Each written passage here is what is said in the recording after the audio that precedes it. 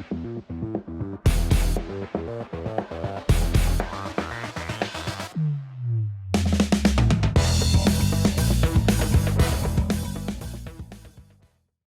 everyone, welcome back to the channel. Thanks for tuning in for another episode. I just got back from Sam Rayburn. We had our first Major League Fishing Pro Circuit event for the 2022 season down on Sam Rayburn, and it went all right. I finished 45th. That's out of about 160 guys, so it's a top 50 finish. It's a $10,000 check, which helps pays the $40,000 in entry fees that we got to come up with this year.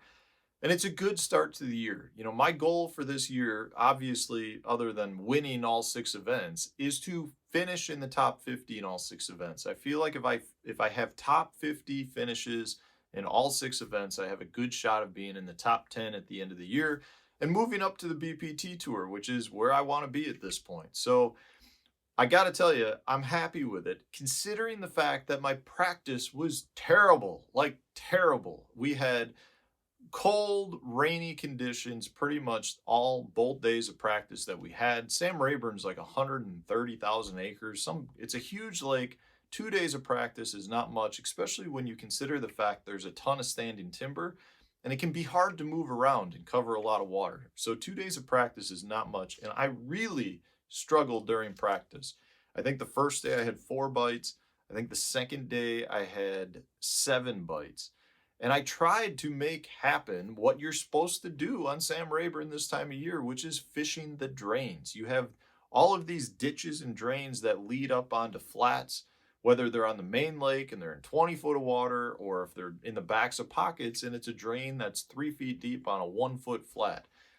The idea is those drains act as travel highways for fish that are in their pre-spawn phases, you know, moving from wintering stages to spawning phases. So those drains act as really good highways. Plus, they're good areas for a fish to corral bait fish. You know, you've got walls on both sides. It just works really well. And I know Sam Rayburn is notorious for the drain fishing. However, in 4 years of going there, I've never really been able to make it work. So I've really struggled. I mean, I can catch fish here and there, but it's just really tough and it's not easy. And in this case, with the conditions that we had, cold, rainy weather, and the water temperature having dropped 10 degrees the week before we got there, the fish were almost more transitioning into a winter phase than their pre-spawn spawning phase, in my opinion. So the first day I tried to do the drain stuff, could not make it happen. I had 4 bites. The 4 bites I had were all decent keepers, but not big. I mean, 2 to 2.5 pounds. And the second day of practice, I went like until noonish, probably without a bite. And I was so frustrated. I'm like, I gotta switch things up. So I reverted back to a pattern I've done there in the past, which is fishing shallow wood. And in this case, the lake is down 3 feet, a little over 3 feet. So there's very little wood in the water. But if you went into the backs of pockets and creek arms, you could usually find a laydown tree or, you know, some pole timber or just some debris that had floated up, or even some flooded bushes in some instances. And I started fishing that stuff in the afternoon, and I was able to get a handful of bites doing it. I think I had 5 or 6 bites that I shook off. I saw one that was, you know, a decent quality fish, 2.5 pounder. Several other felt like nice heavy swimmers. And I was like, there is something here. The problem is there is so little wood in the water that it was hard to come up with a pattern, and it was hard to say, you know what, I'm going to do this all day, because if one other guy is doing it, I'm going to run into trouble. And I also knew that I was potentially barking up a wrong tree, because as I say on this channel before, experience is so important to being a successful fisherman. And the last time I was at Sam Rayburn, I came upon a similar pattern. I started doing it. We had a really cold, rainy day before the tournament, which was our off day. The first day of the tournament, I run right to fishing wood. I give it till noon. I never had a bite. And that year, the pattern was so much stronger, and I never had a bite. I switched over, had to do other stuff, and I was, able to salvage a small check in that event. But I learned my lesson, because what I found out after I switched from fishing shallow wood and going offshore and doing other stuff, one of the guys that performed really well in that tournament went into the area that I was fishing after noon and was able to catch a really nice bag of fish from wood. Because what happens is you have really cold water temperatures in the morning. The fish aren't there, but once the sun gets up, that shallow water starts warming up, the wood starts warming up, and the fish will gravitate to it from other areas because those are places that they feel comfortable with warmer water. And that angler at that time, I don't know if he fished, was doing that all morning and then got to the area, but I know that he caught the majority of his weight in the afternoon doing what I was doing. So I learned my lesson in that case, that bite, because of the conditions we had, didn't really start up until the lunchtime, basically. So in this case, the problem was I didn't have a backup. I knew that bite would potentially get better once the sun got up and water started to warm, but I didn't have a backup, so I decided I would start doing it first thing in the morning. So we launched at 7 o'clock on day one. I ran around hitting all this wood. I never had a bite until 10 minutes to noon. And at that point, I caught a fish that was close to 4 pounds. The problem is I wasn't getting many bites to begin with in practice. So I really was hoping to get one bite an hour. But at that point, I only had 4 hours left to fish, and I had one fish. So I didn't know if I could make it happen. But over the next 4 hours of fishing, I was able to get 3 more bites doing it. So I had 4 fish. I went to check in, and at that point, I was able to catch a small spotted bass for my limit fish to fill out my limit, and I had just under 13 pounds for the first day. I was sitting in 38th place, I believe. So it went from being an extremely stressful day where, I had to stay mentally into it, knowing that my bite hopefully would turn on at some point, and it did turn on. When I say turn on, it didn't get good. It allowed me to salvage the day. I got 4 bites in what would have been basically 9 hours of fishing wood. So that's less than a bite every 2 hours. So it was not good, but I also felt like when I got bit, the quality was okay. They were like 2 to 3.5 pound class fish. So I salvaged the day. Day 2, we ended up getting canceled because of high wind, which for me, I actually don't think hurt me that bad, because even though it was windy, it was a sunny bluebird day, and I think it allowed some of those places I was fishing to potentially replenish or have 1 or 2 new fish move into the areas. And day 3, I started out and I went, all right, I've seen this last year where I didn't get bit before noon fishing the same sort of pattern. Day 1 of this year, I didn't get bit till basically noon. I gotta learn from my mistakes. I cannot go and start fishing shallow wood right away because it was 29 degrees in the morning. It was the same conditions we had been having.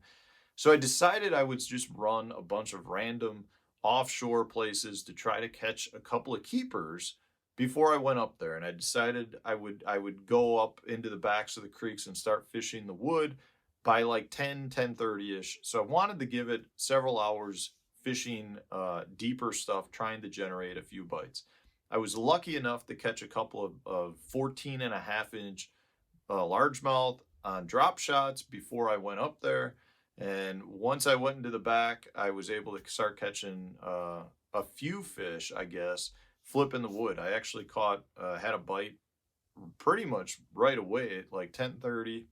And then I was able to muster up basically 1 bite an hour in the backs of these different pockets. So I would run from one pocket to the next, and I was able to generate a bite here and there.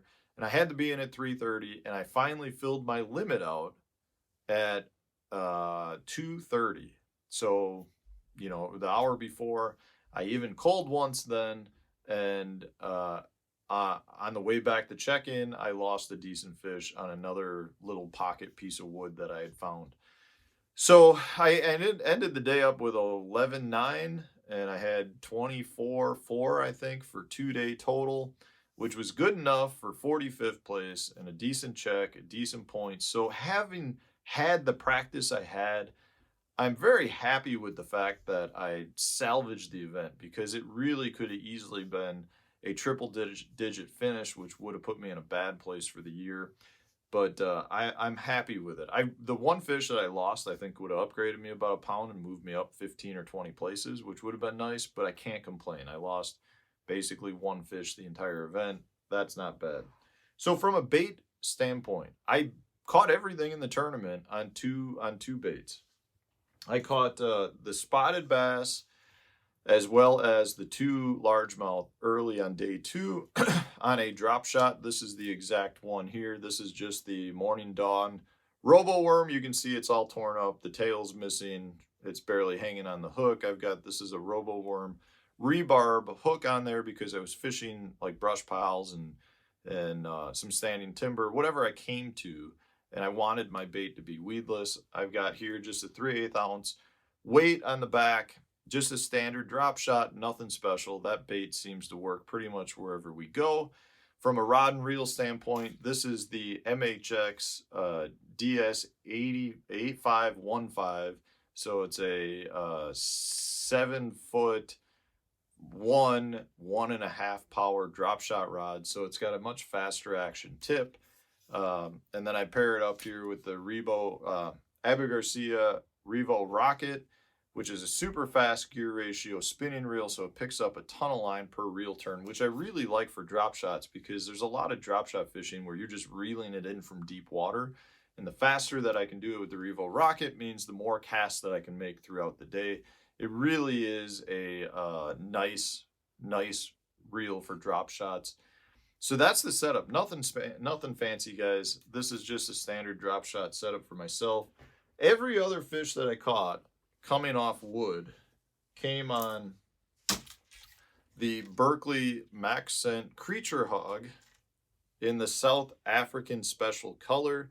This is quickly becoming one of my favorite colors. It's a black bait with some purple, silver, and red flake. Let's see if it can zoom in there. It's just a really good dark water color. Most of the stuff I was fishing wasn't muddy by any means, but it definitely had tint to it. You could see down, I'm gonna say a foot and a half. So it was dark and it had color to it. And I just really like black baits. I think that they work really good for pitching. In this case, I had it paired up with a 3/16 ounce tungsten weight that I left unpegged. And the reason for that is when I'm fishing shallow water like that, flipping, you guys know I like to leave my baits unpegged, but what I really liked is these fish were pretty lethargic to begin with. So when I'd throw it out there, the weight would fall, the 1.5 feet to the bottom, but my bait would glide around and move around. And it seemed like that got me more bites. It's when you get so few bites, it's hard to really determine what's working and not working. But I can tell you, I did flip around a jig some. I did flip around, a heavier Texas rig, some pegged Texas rigs, and this was the one that generated bites. In practice, I did get a couple of bites flipping a Scott Canterbury compact flipping jig by Dirty Jigs, but it seemed like that bite, I did that for several hours and wasn't able to get bit on the jig. So I don't know. The creature hog, this Max Scent Creature Hog is one of my favorite flipping baits and seemed to really get bit well. I don't know if it was the Max Scent flavor or what, but it was by far my best bait. From a rod and reel standpoint, this is the NMB 874 flipping rod. So it's a 7.34 power. It's a fast action rod. This is one of my favorites. You can see this one I've been using for years. It's kind of banged up. This is the Abu Garcia ALF rod. It's the left-handed 8-to-1 speed. I love it for flipping. It's a great flipping rod. And because I flip with my right hand, I like to have a left-handed retrieve reel on it. From a line standpoint, this was just 15-pound, 100% Berkeley fluorocarbon line, straight, no braid, nothing special. I really thought that I needed to generate every additional bite I could get, and I felt like if I went to braid, it might limit me from getting one of those bites. And I'm happy I got every bite I did, because had I got one less bite per day, I would have weighed short of a limit. From a drop shot standpoint, that was 8-pound test, 100% Berkeley fluorocarbon leader tied to 10-pound X9 braided Berkeley braided line. So that's the setup, guys. I had probably 15 rods out on my deck. Those two baits caught everything for me. I'm happy to get out of there. I'm looking forward to going to the Harris chain in the first week of March, or the first full week of March. And hopefully we can have another strong finish there. I've had some good finishes there in the past. And if we can have a good finish, like a top 20 finish there, we'll be off to a good start to the year. So thanks for watching, guys. If you have questions, leave them in the comment section. Otherwise, stay tuned for tomorrow's tips video.